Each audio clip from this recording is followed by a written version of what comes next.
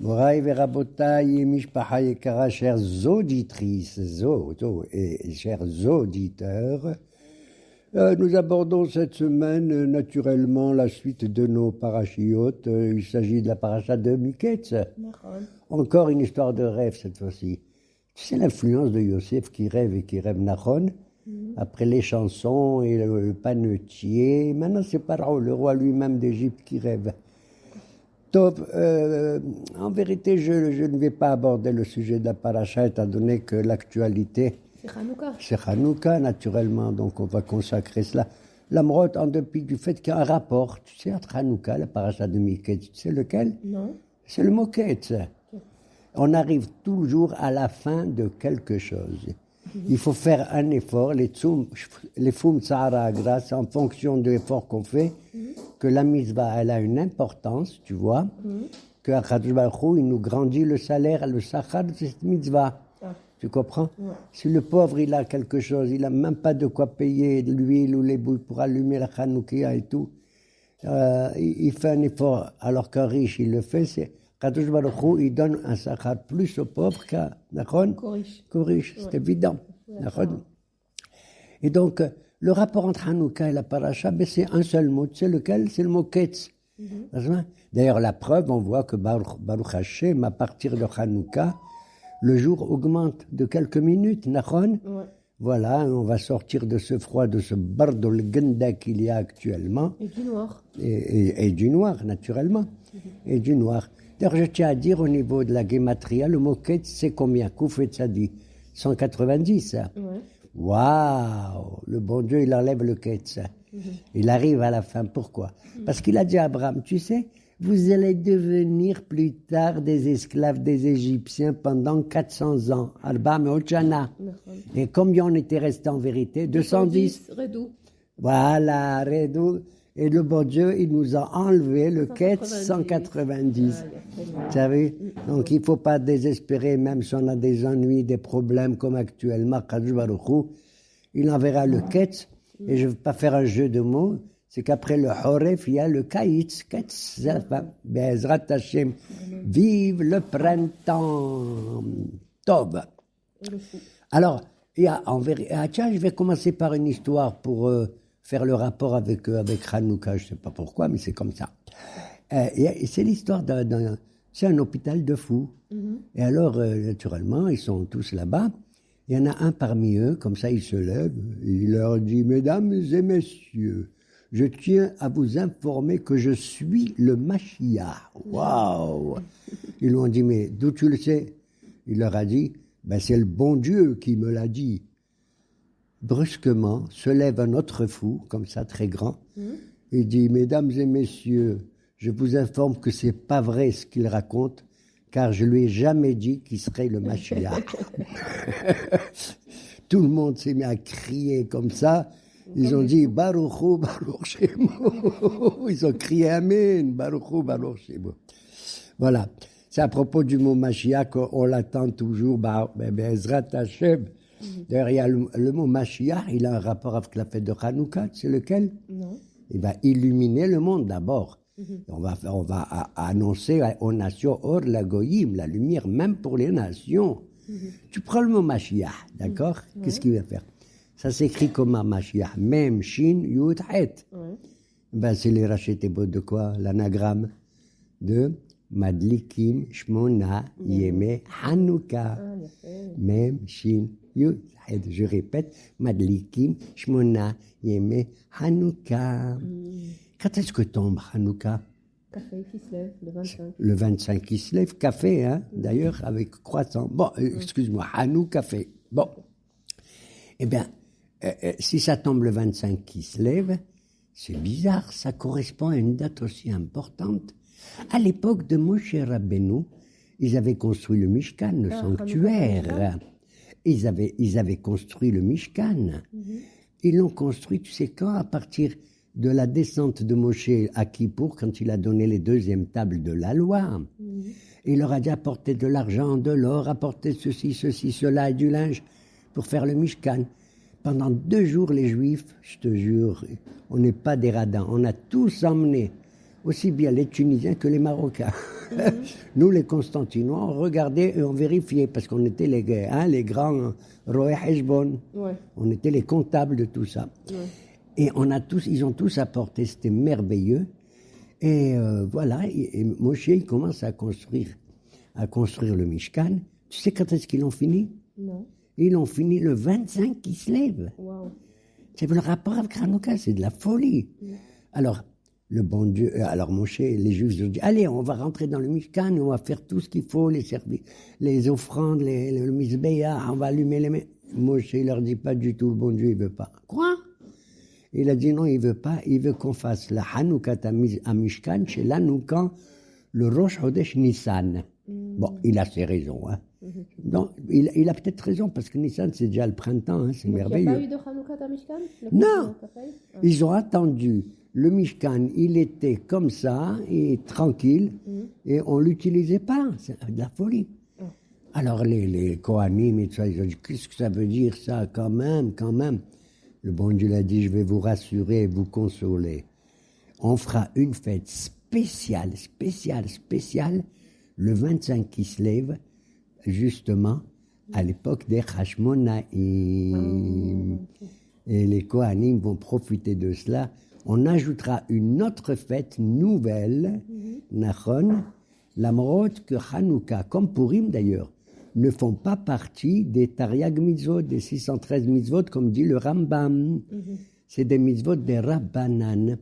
Tu comprends? Ces deux fêtes, jamais seront annulées. Si tout est annulé, Hanouka et Purim aussi. Pourquoi?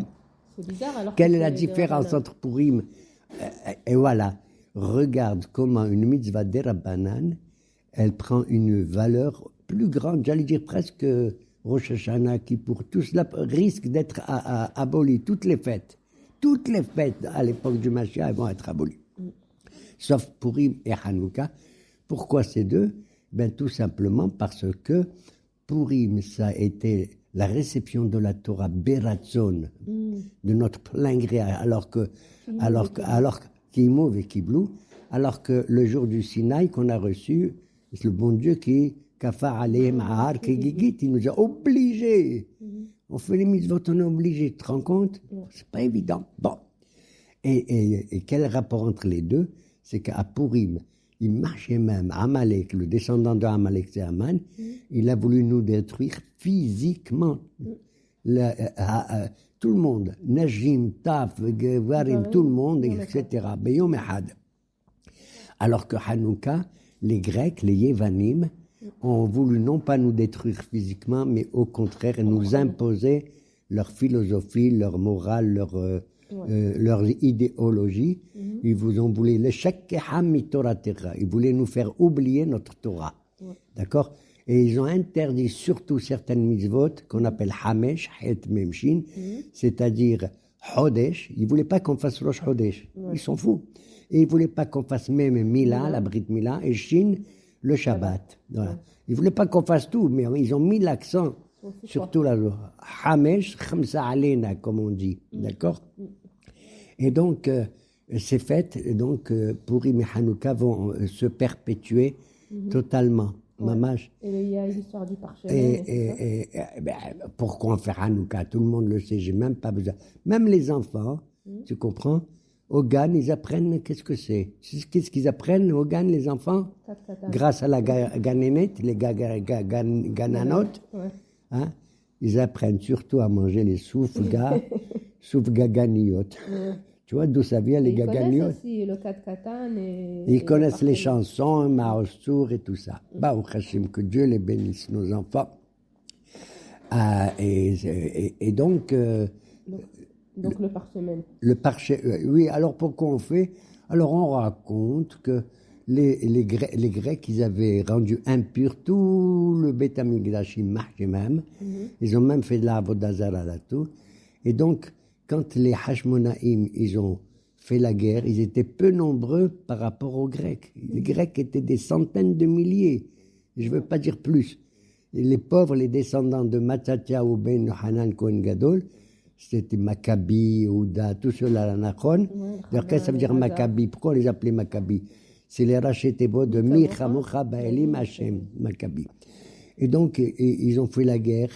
On va expliquer après comment, grâce à qui. Eh bien, ils ont eu la victoire. Et ils ont dit tout de suite, on va inaugurer, faire le Hanouka, ça veut dire Hanouk, inaugurer le Beth Amikdash. Comment on va l'inaugurer? Tout était tamé et tout. Ils ont dit on va allumer, c'est la lumière. On va allumer. Ils cherchent. Toutes les bouteilles d'huile, ils étaient rendues tmeim. Ils cherchent. Et brusquement, ils voient une bouteille dans un coin avec le tampon du Kohen Gadol. Donc elle était cachère. Et c'est avec elle qu'ils pouvaient allumer. Seulement cette bouteille, elle devait durer un seul jour quand on voulait allumer la menorah, pas Mais plus. pourquoi il fallait allumer plus de temps? Un jour, ça ne suffisait pas? Non, ils voulaient allumer, continuer à allumer. Ils ont dit quoi? Pour un jour, mais on allume quand même pour un jour. Parce qu'il fallait envoyer des gens pour récolter des olives et faire à nouveau de l'huile d'olive. Ça mettait 8 jours. Ils devaient aller marcher 4 jours aller, 4 jours retour. Ils ont allumé quand même, on s'en fout. Même si on fait une petite mitzvah pour un seul jour, c'est valable. Brusquement, ils se rendent compte que, au lieu de durer un jour, elle a duré combien? 8 jours. Voilà pourquoi on dit c'est un miracle. On dit chez Hassan, ici, la beauté, nous. Pourquoi elle allumait net d'Afka 8 jours? Elle s'est allumée 8 jours. Regarde ça, un rapport avec le mot shemen. Comment tu dis 8 en hébreu? Shmona. Shmona. D'accord? Shmona, c'est shemen. C'est le seul liquide, quand tu les mélanges avec de l'eau, avec n'importe quel autre liquide, il remonte en haut toujours. Il s'élève, c'est incroyable. C'est le shemen. D'accord? Ben, il y en a qui font des jeux de mots, que Shmona Yamim, c'est comme Neshama, les mêmes mots. C'est comme le mot Mishnah aussi. Et j'ose pas le dire, je ne veux pas faire embêter les gens. C'est comme Shmena aussi, pardon. Alors, on dit, mais attends, on aurait dû faire Hanouka un seul jour, puisqu'on avait un seul jour de Shemen. Pourquoi 8? Et ils disent parce que justement, on aurait dû faire 7 jours, 7 jours. Ouais. Puisque le premier, il est naturel. La lumière, elle venait du Shemen. Ils disent que c'est pas uniquement le miracle des 7 jours qu'elle a duré en plus, c'est en elle-même le fait d'avoir trouvé un parchemin qui était cachère, c'est là le miracle. Car Kadosh Baruch Hu, voilà. Ça veut dire qu'il faut d'abord, même naturellement, faire quelque chose, et tu sais pas jusqu'où ça va y aller, mais si tu fais un effort, les Foum Sahara Agra, à ce moment-là, eh bien, ton effort, c'est lui qui permet à Kadosh Baruch Hu de faire le miracle. Faire 8 jours, tu as compris? Mais il faut que tu fasses quelque chose, toi, de ton côté. Même si tu es un peu déprimé, fais la mitzvah et tu vas voir comment elle va se maintenir. Maintenant, il y a des halakhot, combien de temps et tout ça? Bien sûr, il y a des halakhot pour l'allumage. D'ailleurs, je tiens à dire que les femmes sont obligées, alors que c'est une mitzvah shazman grama, elle dépend du temps. Les femmes ne font pas les mitzvot qui dépendent d'un temps fixe. Parce qu'elles étaient Ayou Beoto Hanes, elles ont joué un rôle prépondérant. Comme Esther Amalka à l'époque de Purim, c'est grâce à elle qu'on a eu Purim. Puisqu'elle a dit Vatomer Esther Amalka Beshem Mordechai. Elle a raconté à Hachvérosh au nom de Mordechai qu'il a sauvé le roi des 2 personnages qui ont voulu tuer le roi Hachvérosh. C'est grâce à ça qu'on a été sauvés. Grâce à qui? Grâce à Mordechai et à Esther. Et là, dans l'affaire de Hanouka, c'est quoi l'histoire des femmes? C'est pas les femmes qui se sont... Bien sûr que c'est les femmes. Avant de parler des femmes, je dis qu'il suffit donc d'allumer avec n'importe quelle chose. C'est-à-dire, c'est bien si on allume avec de l'huile d'olive pure et patati patata, d'accord. Mais tu as n'importe quelle sorte d'huile, ou même des bougies, même les petits lots, les mèches que tu utilises, tu peux utiliser n'importe quelle mèche, n'importe. L'essentiel à Hadlaka en sa mitzvah, c'est d'allumer, c'est tout. Et tu allumes à l'époque, tu sais où ils allumaient? Ils allumaient à l'entrée de la porte de ta maison, de la maison. Ça veut dire dehors? Parce qu'il fallait faire dehors, pire sous Ménissa, rendre public le miracle de Dieu qu'il nous a fait. Et alors où on allumait avant, avant de rentrer dans la porte de ta maison, à la gauche de la porte, à droite il y avait la mezouza, toi tu es au milieu avec ton talit, tes tzitzit, ça donne tzitzit, mezouza et Hanouka, tzemach, et tzemach David Abdecha, le Mashiach qui revient à nouveau. D'accord? Voilà. Mais de nos jours, étant donné qu'on avait qu'un galoute, surtout avec les goyim et tout, on n'osait pas allumer la Hanoukia dehors, on le fait à l'intérieur de la maison, généralement devant la fenêtre, pour que celui qui voit un petit peu le malheureux, il n'a pas pu allumer Hanouka, pour X raisons. Pour X raisons, eh bien, s'il marche dans la rue, il voit une Hanoukia, tu sais ce qu'il fait? Il peut faire la bracha. Ah bon? La première. Même Baruch qu'elle est déjà Ata Hashem. Hein? Même qu'elle est déjà allumée? Il voit une chose allumée par le voisin, Ouais. par n'importe quel juif. Et lui, il ne peut pas l'allumer. Il n'a pas pu pour mille raisons. Il a raison, le pauvre. Ok. Il fait Baruch Ata Hashem l'adlik ner shel Hanouka. Tu te rends compte, le pauvre? Voilà. Et on fait 3 brachot. L'adlik ner shel Hanouka. Après, on fait Sha'asa Nisim Lavotenu. Après, Shehiyanu, le premier jour seulement.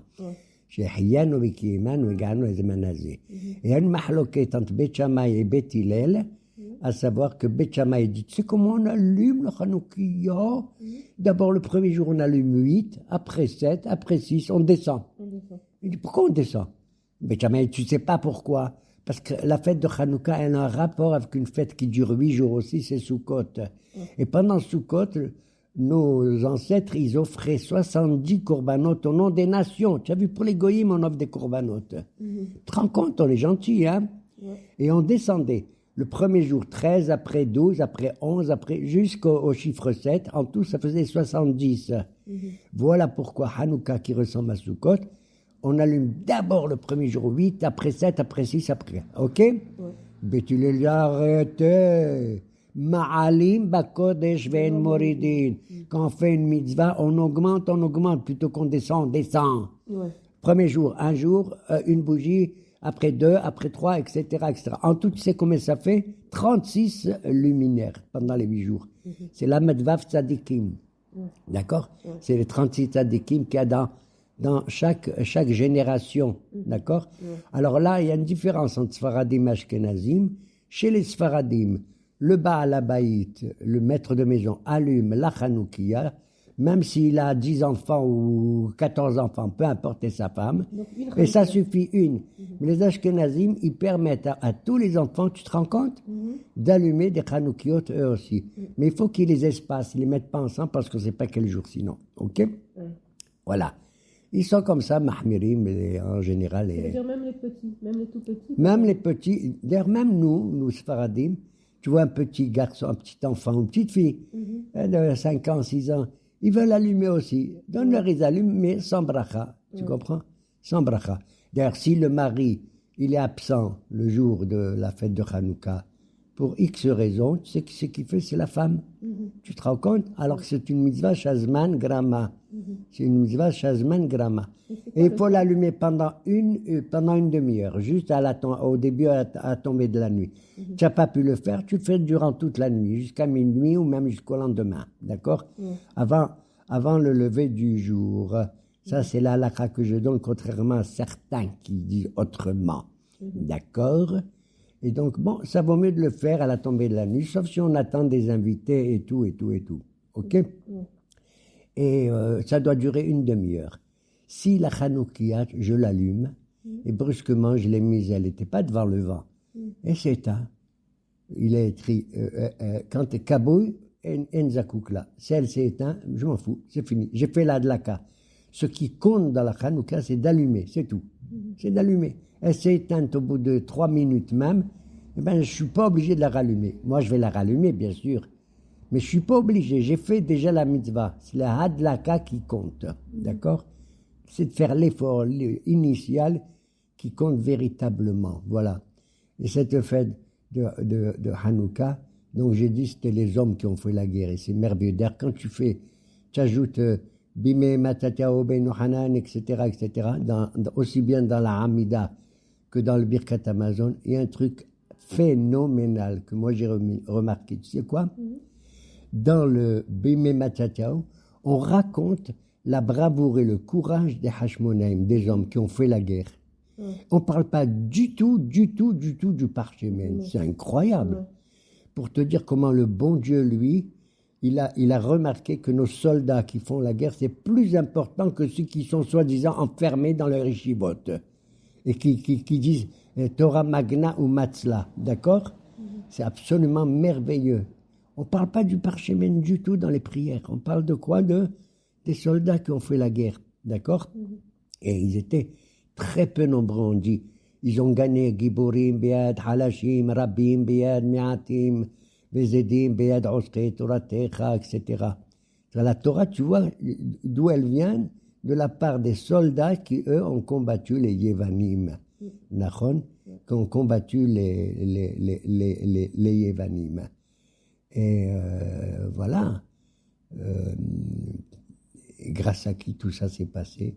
On raconte. D'ailleurs, je vais te dire un petit machal pour comprendre que ce sont les soldats qui dépassent mieux les autres. On raconte un jour un roi, il avait un serviteur, chef du protocole, qui était bien habillé, tu vois, avec costume, cravate et tout. Et cet homme-là, il offrait au roi à boire, à manger, il était merveilleux, il était beau et tout. Donc il se croyait le meilleur de tous. Il était proche du roi. Le machal, ça veut dire on est proche du bon Dieu, le roi, Melech Marcham Lachim.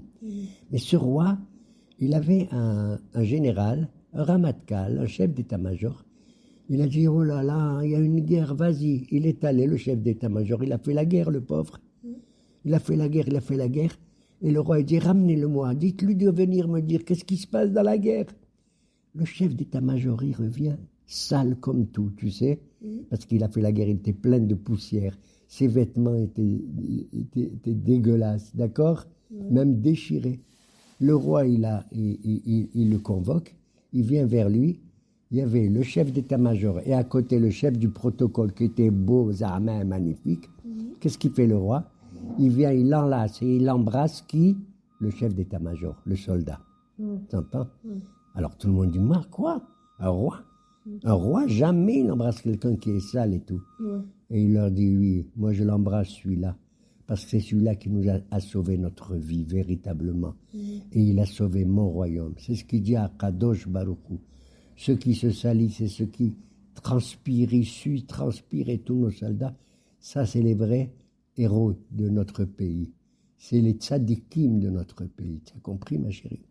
Maman, c'est les tzadikim. Maintenant, ces tzadikim, ces hommes qui ont fait la guerre, c'est grâce à qui? Je vais te dire. Au début, quand il y a eu l'affaire des Yevanim et tout, et on supportait les xérotes qu'ils ont dit, hein, et on n'osait pas faire la guerre.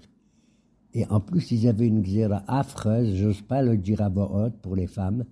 Ils disaient, c'est Yevanim, le hégmon, c'est-à-dire le chef des Grecs en Israël, il disait que s'il y a une jeune fille juive qui se marie, avant d'aller chez son mari, il faut qu'elle vienne chez moi. Marchez-moi, vous écrous, t'as compris? On appelait ce type le hégmon.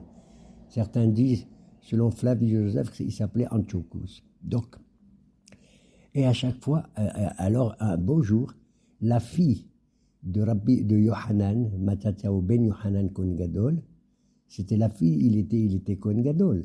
Sa fille, elle s'appelait Yehudit. Baruch Hashem pour toutes les jeunes filles qui s'appellent Yehudit et toutes les autres aussi, mais surtout Yehudit. Elle devait se marier, cette fille, Yehudit. Et quand elle devait se marier, il y avait une fête là, avant le mariage ou pendant le mariage. Elle arrive, au lieu d'avoir des belles robes et d'être bien couverte avec la tzniut et tout, devine comment elle est venue? Relba. Elle est venue presque nue. Ils ont vu ça, les Kohanim, les Hashmonaïm. C'est ça, qu'est-ce que tu fais? Elle leur dit, vous n'avez pas honte, vous. Je ne vais pas vous appeler des Hashmonaïm. Moi, je vais vous appeler, il m'a dit le Rav Getz, de vous appeler des Hashomaïm. Vous avez la Hashoma, pas la Hashmonaïm. Ils m'ont dit, qu'est-ce qu'il y a?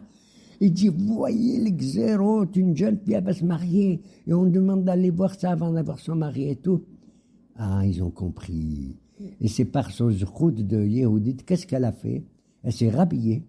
Elle dit, je m'en vais. Où tu t'en vas, c'est ton mariage. Je m'en vais. Elle est allée voir le Hegmon, le chef, comme c'était convenu. Qu'est-ce qu'elle fait? Elle lui donne à boire du lait caillé, très caillé. Bois, bois, bois. Je suis content de te voir, Zama. Elle lui donne à boire, à boire. Il paraît que le lait caillé, quand tu bois beaucoup, ça t'endort. Il s'est endormi.